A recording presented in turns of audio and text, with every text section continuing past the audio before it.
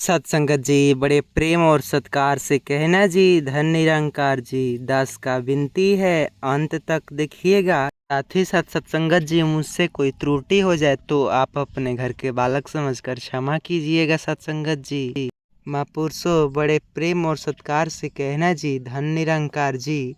हम कई बार देखते हैं कि जो इंसान सबसे ज़्यादा भगवान की पूजा पाठ करता है तो वह इंसान सत्संगत जी सबसे ज़्यादा दुखी देखने को मिलता है। जबकि एक नास्तिक इंसान होता है, भगवान के अस्तित्व को भी माना नहीं है, वह कभी पूजा पाठ भी नहीं करता। और वहीं सत्संगत जी इस संसार में सबसे ज़्यादा सुख कर रहा है, सुखी देखने को मिल रहा है सत्संगत जी। तो आखिर इसका क्या कारण है और क्या यह सब देखने के बाद अभी अभी ऐसा लगता है कि भगवान ही गलत है और भगवान का न्याय भी गलत है। सत्संगत जी छोटी सी बात नहीं है कि क्योंकि ऐसा हर किसी को लगता है, हर किसी के मन में कभी ना कभी यह सवाल ज़रूर आता है सत्संगत जी। तो आज हम इसी के पीछे जो कारण है इसको समझने का प्रयास करेंगे सत्संगत जी। आखिर ऐसा क्यों करते हैं भगवान? इंसान ही सबसे ज़्यादा दुखी रहते हैं और इनसे जीवन में इतने कष्ट भी क्यों आते हैं?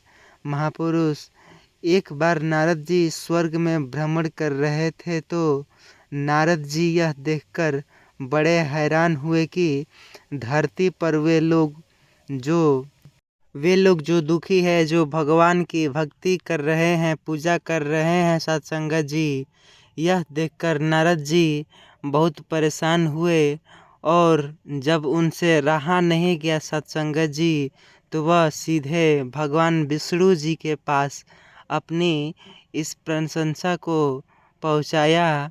लेकिन नारद जी जैसे ही भगवान विष्णु जी के पास पहुँचे तो भगवान विष्णु उनके मन की बात तो पहले से ही जानते थे। इसलिए सत्संगत जी विष्णु भगवान जी नारद जी से कहा कि धरती लोक पर चलते हैं और अपने सभी प्रश्नों का समाधान पाते हैं। फिर दोनों साधु का वेश धारण करके धरती लोक पर पहुंच गए और वह दोनों सबसे पहले एक बड़े व्यापारी के द्वार पर भिक्षा मांगने के लिए गए। तो उन दोनों को अपने द्वार पर खड़े देखकर उन व्यापारियों को बड़ा गुस्सा आया और वो उन्हें भला बुरा कहने लगे सत्संगत जी। और बिना कुछ दिए ही दान दक्षिणा उन दोनों को वहाँ से भगा दिया सत्संगत जी। लेकिन जाते जाते साधु के रूप में भगवान विष्णु ने उन्हें उन व्यापारियों को यह आशीर्वाद दिया सत्संगत जी कि तुम्हें ज़्यादा से ज़्यादा धन की प्राप्ति हो। नारद जी को यह देखकर बड़ा आश्चर्य हुआ, लेकिन वो कुछ नहीं बोले, बस भगवान विष्णु के साथ ही साथ चलते रहे सत्संगत जी।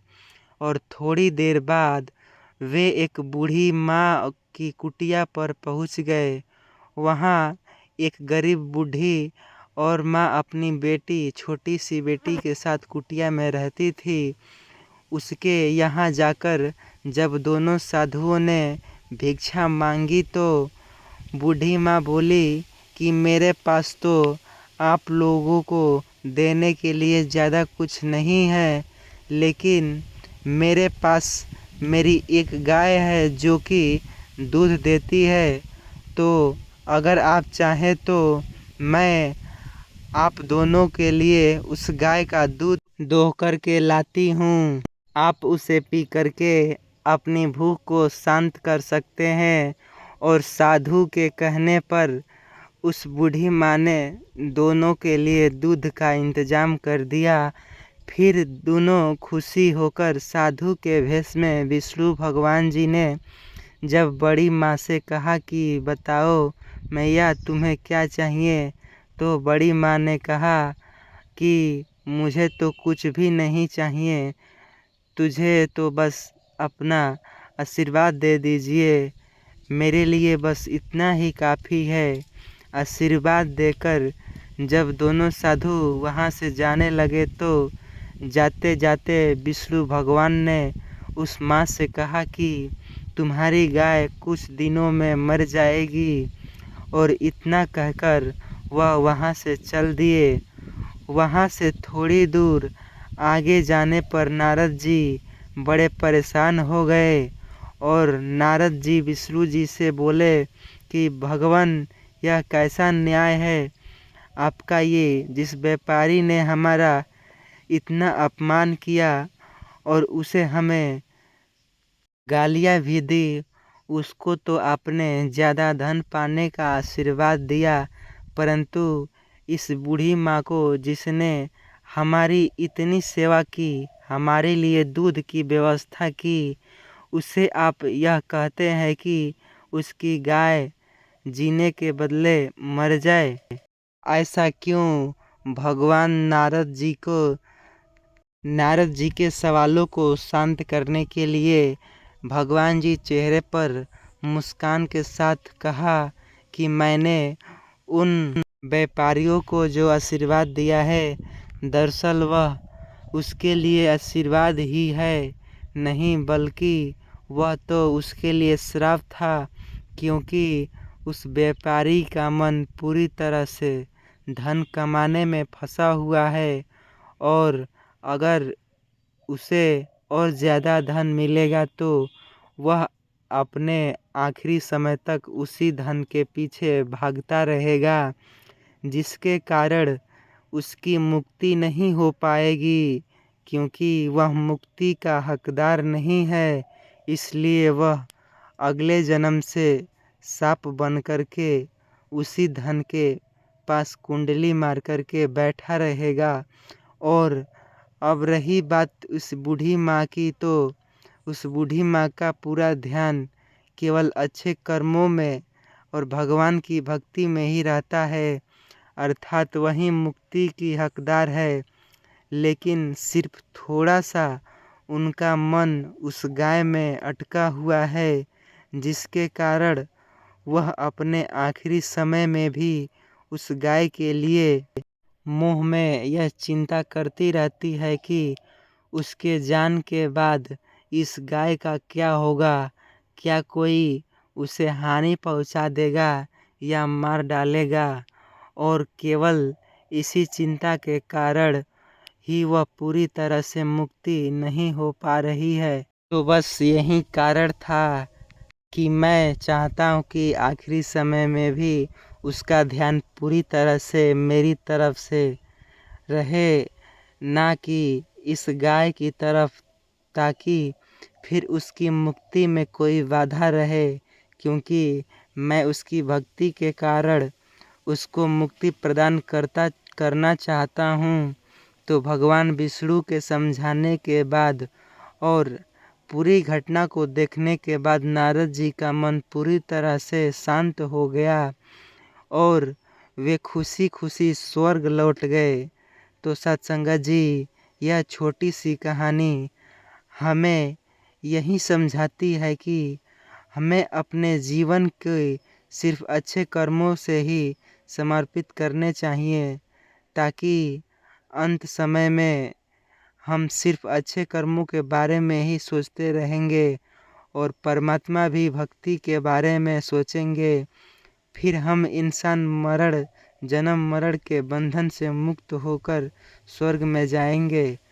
सत्संगत जी, परमात्मा तो अंतर्यामी होता है और उसको यह सब पता होता है कि कौन कितने पानी में है, इसलिए हमें आजमाने के लिए ही परमात्मा हमें कष्ट देकर हमारी परीक्षा लेते हैं, अर्थात भक्ति ही ऐसी परीक्षा है। इसी परीक्षा से पता लग जाता है कि संत महात्मा भक्ति में कितना आगे बढ़ा सकते हैं। जैसे हम देखते हैं कि आजकल फलों को कच्चे तोड़कर ले आते हैं और उन्हें अपने गोदाम में ले जाकर कार्बाइड से पका देते हैं। लेकिन ऐसे फल न तो प्रकृति रूप से पके हुए फलों की स्वादिष्ट ही होते हैं और ना ही सेहत के लिए अच्छे होते हैं। तो इसी प्रकार से भगवान भी यहीं जीवों को बिना भक्ति भजन के सिद्ध अवस्था तक पहुंचा देते। तो ऐसे संत भी कार्बाइड से पके फलों की तरह सतगुरु की सेवा के लिए उपयुक्त नहीं होंगे। अर्थात जो संत महात्मा इस परम पिता परमेश्वर से सच्चे प्रेम करते हैं और सतगुरु की सेवा पाना चाहते हैं, तो उन्हें इस परम पिता परमात्मा द्वारा ली गई यह परीक्षाएं कभी कठिन नहीं लगती, बल्कि उन्हें तो परीक्षा में भी आनंद आता है, क्योंकि उस समय परमात्मा भक्ति के अंग संग रहते हैं। परंतु लोग हृदय से परमात्मा को नहीं चाहते या केवल किसी स्वार्थ के कारण ही प्रभु का भजन और भक्ति करते हैं। तो केवल ऐसे इंसान ही परीक्षाओं के दुख और कष्ट से घबराते हैं, और जो सच्चे भक्ति होते हैं वह तो परम पिता परमेश्वर परमात्मा के कष्ट को ही विनती करते हैं कि हमें कष्ट ही दीजिए, क्योंकि सिर्फ दुष्ट प्रवृत्ति के इंसान को छोड़कर बाकी सभी इंसान कष्टों में सिर्फ इस प्रभु परमात्मा का ही स्मरण करते हैं। और इसका दूसरा कारण यह भी है कि केवल भक्त ही अपने जीवन में स्वयं कष्टों से जूझ रहे हैं। इस संसार की यही प्रेरणा देनी चाहिए सत्संगत जी। यह वीडियो आपको पसंद आई हो तो चैनल पर नए हैं, चैनल को सब्सक्राइब कीजिएगा। और हाँ, कमेंट में धन निरंकार लिखना ना भूलिएगा सत्संगत जी। इस वीडियो को ज़्यादा से ज़्यादा फेसबुक पर, व्हाट्सएप पर शेयर कीजिएगा, ताकि सभी महापुरुष महात्मा जी का आशीर्वाद मिल सके सत्संगत जी।